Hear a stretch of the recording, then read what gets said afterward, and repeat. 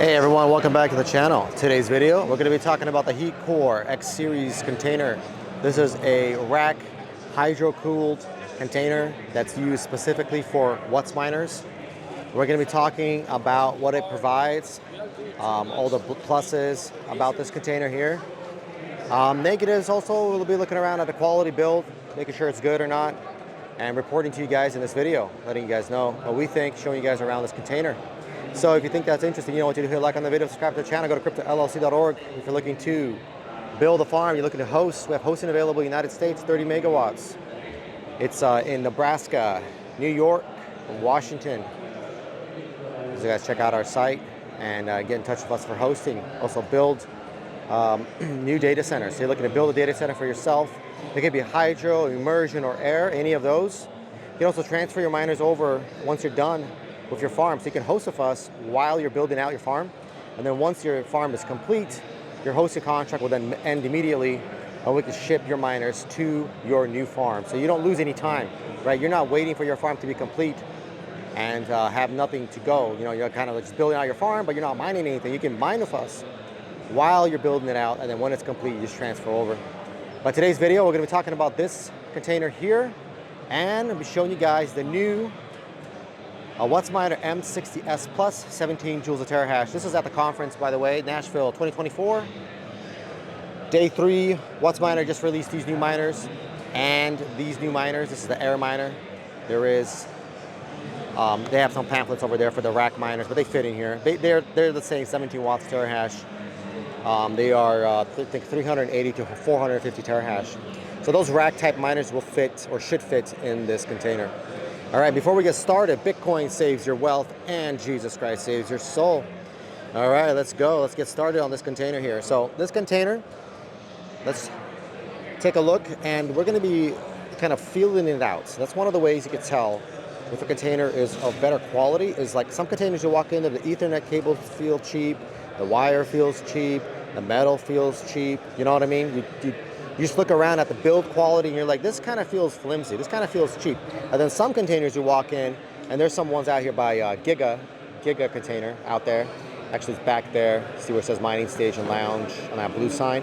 There's a Giga container out there, and it feels great. Like it's sturdy, it's good. It's expensive. It's $270,000 for a 1.3 megawatt hydro-cooled container. But it feels really sturdy. It's really nice quality. So if you're into quality and you're willing to pay extra money, that's a solid container to get. So, but today we're going to be looking at this container here. So it looks like it is a used container. They pulled it out of somewhere because it's got, you know, a little bit of dirt there. So don't mind that. It looks like they pulled it out of some farm out there somewhere. It looks like a used container, or maybe people were just walking around during the conference and got it dirty. Who knows? Anyway. Let's take a look at setup here. So you see it's got 3-phase power, boom, right there. All three come up and down because it's a 3-phase power going to each miner. So it's got 3 phases and a ground. 20 amp, it says right there, 20 amps. So each leg is 20 amps, 20, 20, 20. So you're giving it 60 amps at 240. That's a lot of power coming in. And obviously those racks, they take a lot of power. They take like 5,000 watts, 6,000. And you can probably overclock them as well, most likely. So they're taking just 5, 6, 7,000 watts, somewhere around there. It's a lot of power, and so you need 3 phases for that. You have that here. The breakers they're using are no arc. Those are solid breakers. No issue there. You got the power connector there as well. So, you know, again, 3-phase power, looks good. Looks like they are like is those little lights or something like that? Maybe those are lights, or not. Oh yeah, it's just green. It's like a little color mechanism. Never mind, it's not a light. It's a little color mechanism there because those turned red when I flipped it like that. Anyway, okay, let's jump in here and take a look. So, first thing, let's look at the Ethernet cables here. Ethernet cables, they're thin over here. They look okay-ish. You know, I wouldn't say they're high-quality Ethernet cables. They look fine. They don't look cheap, but they don't look great. You know, they're like, kind of okay. Compare them to our mining facilities where we have our Ethernet cables. We use high quality Ethernet cables. And the reason why we do that is because when they're cheap and you unplug them, replug them, unplug them, replug them like 100 times for whatever reason, after a couple of years they go bad and you got to replace them. So you have to go for good stuff. That way you don't replace them ever. Or they run for a very long time. These Ethernet cables are okay-ish, not great. They're using a TP-Link Ethernet switch here. At the top, 24-port Ethernet switch. So they're putting a 24-port on each rack here. So you're gonna have, well, you have -1 for the inner link, and then you're missing 3. So looks like they're running what, 22, right? 24, 23, 22, 21, 20, 20. Okay, so they're running 20 miners here. It looks like, since you got 20 connections. So it looks like they're 20 racks. So looks good. TP-Link is a good company for a switch. Then what else we have here? The metal quality of this container. This thing feels solid, right? I've been here before earlier a little bit, and I was looking around how it's built. Looks pretty solid, thick metal. Looks like it weighs a lot. They're running the Ethernet like this. This is cool, so you can adjust the Ethernet higher or lower. That's good. This also is sturdy, screwed in like this, with nice thick nuts here. So that's good, or screws. Looks like a good quality build. And again, you want it to be good quality because you're gonna be putting these heavy servers in here. And those heavy servers are running water, so they're gonna be vibration, a certain amount of vibration, a certain amount of flow and power in it. And you wanna have like nice sturdy stands here to hold it up. Again, you need to be able, put it this way, you want your racks to last forever, right? These things are gonna be running here for years and years and years and years and years. So when you get a container, you gotta make sure that it's high quality, that these breakers don't fry after 2 years, right? That your connections here don't die after 2 years, that you don't fry one of these ports, right? One of these legs don't fry, that your Ethernet switch doesn't die for some reason, that your cords don't just rip for whatever reason. And it's not just replacing them and having the cost of replacement. It's the fact that you're going to lose a miner, right? If your switch is cheap and it goes bad, 20 miners go offline, right? And if 20 miners go offline for 4 hours, that's a lot of money you just lost right there. That's a lot of money you lost, especially at this rate. You're going like 5,000 watts each. That's a lot of terahash you lost for 5 hours. So don't cheap out on your Ethernet switches, right? That's how we look at things like this, right? All right, so then I'm gonna go outside and talk about the water connections there. But let's keep going. So at the top, we see that they are bringing over their power. You see you got the 1, 2, 3 phases, and it looks like a neutral, most likely. Let me try to focus on that. It's got 1, 2, 3 phases of neutral, and it's got 1, 2, 3, 4. 4 parallel runs, it looks like. And looking at their online documentation, this is a 1 megawatt container, it looks like.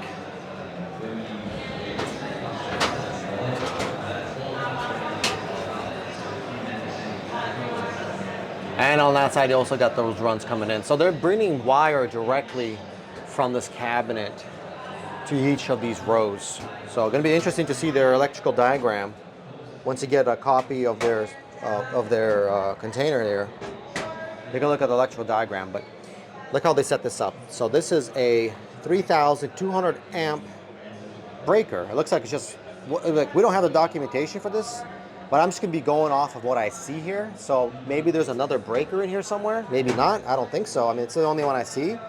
If this is true, this is a huge breaker. This is the biggest breaker I've ever seen. 3,200 amp breaker, that's crazy. That's huge. That's ginormous. Like the biggest breakers we've seen at farms, like inside of gears, is like 600 amps. It's 3,200 amps. That's crazy. Interesting how much this thing costs.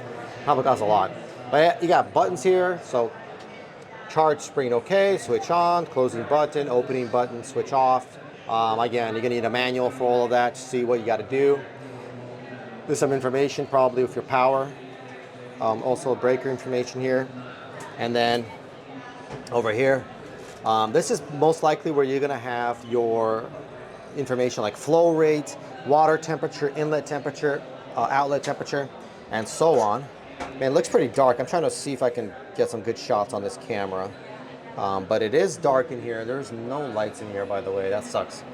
But maybe I can use my phone's flashlight to help out. Let's do that. I'll pull out my phone here, and I'm going to turn on the flashlight for you guys.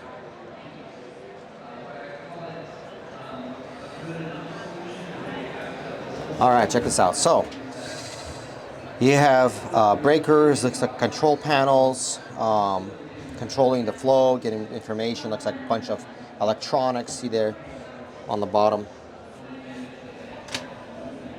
right? Looks like electronics. You got some fans in here. You got electronics right there, or Ethernet. So connectivity. A lot of these containers, they have like a external connectivity, meaning that you can remotely connect this container to the internet, and you can remotely see the data. You just log into some IP, you know, I'll probably do like a port forward, and you can remotely see the data. So you'll know what the flow rate is, right, for your water remotely. You don't have to be here to see the flow rate. So you can like, oh, outside it's 100 degrees. I wonder how my container's doing. I wonder what the flow rate is doing. I wonder how fast my fans are spinning on the water cooling side. And you can most likely do that by remotely logging in and taking a look. All right, and then let's go and take a look at, turn my flashlight off. Let's take a look at the setup here. So you can see heat core. This is the water pump. Look at that huge, gigantic pump. Looks beefy. Beefy pump. Get some sort of compression system there, probably compressing the water, getting it to be at a certain pressure to push it through all the pipes. Then you have it running through, and you got the two connectors there going and supplying water to all the miners. Now, the one cool thing about WhatsMiner, the really awesome thing, it's different than Bitmain, is that the water compression and the water tubes are all coming through one pipe, one connector to the miner. And you can see it here. Look at this. This is that one connector. And if you take this thing off, look at that. And that's what they have on those servers, those new M63 Plus miners that WhatsMiner just released. It just has one connector, and then it has the exhaust coming out. It's solid. Look at this thing. I mean, it feels solid. The connector here is like full metal. And look at this thing. It just slides in. Look at that. It is a solid. It's got the bearings there.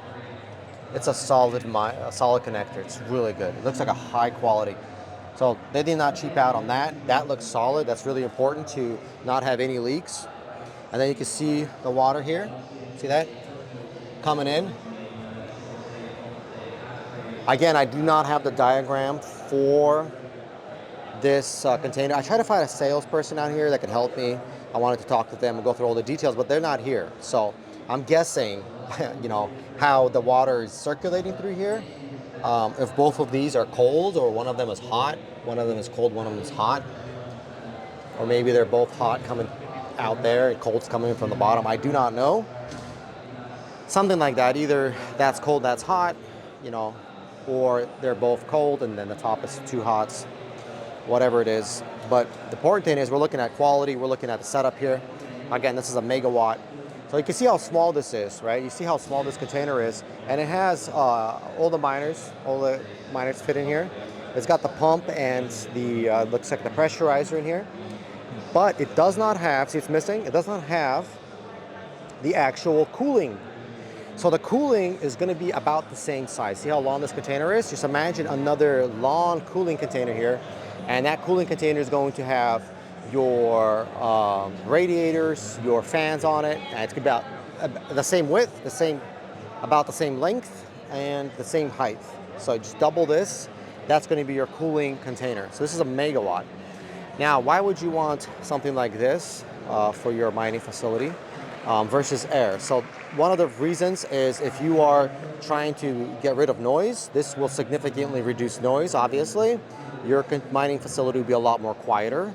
That's one. The other thing is that if you want to get maximum terahash per space, like you're trying to conserve space, maybe you have like a 100 megawatt facility somewhere out there, but you only have a certain amount of space And so if you go with air, you're gonna fit a lot less into that space. I mean, you're gonna fit more with hydro. That's one. Then obviously noise, like I said. And then the other thing is this setup here, there's no fans here, right? So fans are not gonna break because there are no fans. There's really nothing that you can kind of fix yourself. It's just a server. So it's like a server. So if it breaks, you have to just send out a server for repairs. And judging by the experience with all the hydro miners out here, they are pretty sturdy miners. So if you go with hydro, you should have less issues than if you go for air. But the thing about hydro, the negative thing about hydro is the resale, right? When the time comes to sell, you have less customers that will buy it because there's less people that run hydro. Everyone runs air, most people run air. So let's say you bought those M63 plus, M66 plus 17 terahash miners or 17 watts terahash miners, right? You bought those miners and you mined on them for 2 years and time comes to sell, you have to find another WhatsMiner hydro-cooled mining facility that will actually buy them. And that's the problem. See, with air, you're guaranteed to find a buyer because everyone is buying and or mining air on air. So that's the other problem you're gonna have when time comes to sell. You're gonna have that issue. But again, if you're building out like a 100 megawatt facility, then you're going to be in a different ballpark in terms of who you're selling to, what your electricity rate is. You know, you're in a different field, you're in a different game, so you have way more options. But if you want to build like 2 of these, you want to plop 2 of these around, we have to look at your rate, your electric rate, and give you a recommendation, what to do. Because maybe in that situation, you might be better off just going with air because you can sell them later, and it's kind of like a smaller farm, smaller situation, and you're probably better off just go with air and be safe. Don't go with hydro. But if you're going like 10 megawatts, hydro is a great option there. So yeah, so it's it looks like a solid container here, heat core, and it looks like they're probably working together. So that WhatsMiner heat core, and their booth over there also has heat core. It's probably their off-brand, or like what's it called? When they split, like WhatsMiner probably created heat core, and then they just run heat core as a separate business. So it's probably the same company. I'm assuming. I have not looked into it, but most likely they are the same company. Well, that's going to be it for this video. I hope you guys like it. Make sure you guys hit like, subscribe. And if you're looking to buy ASICs, sell ASICs, you're looking to build a farm, hydro, immersion, air, we have all of that available at cryptollc.org. So check out our site, check out our prices. We have a price list there for various miners. And building farms, we do everything for our clients. So make sure you guys check out our site, cryptollc.org. And that's going to be it for this video. Again, Bitcoin 2024 Nashville, day 3. And that's going to be it for this one. Until next time, bye-bye.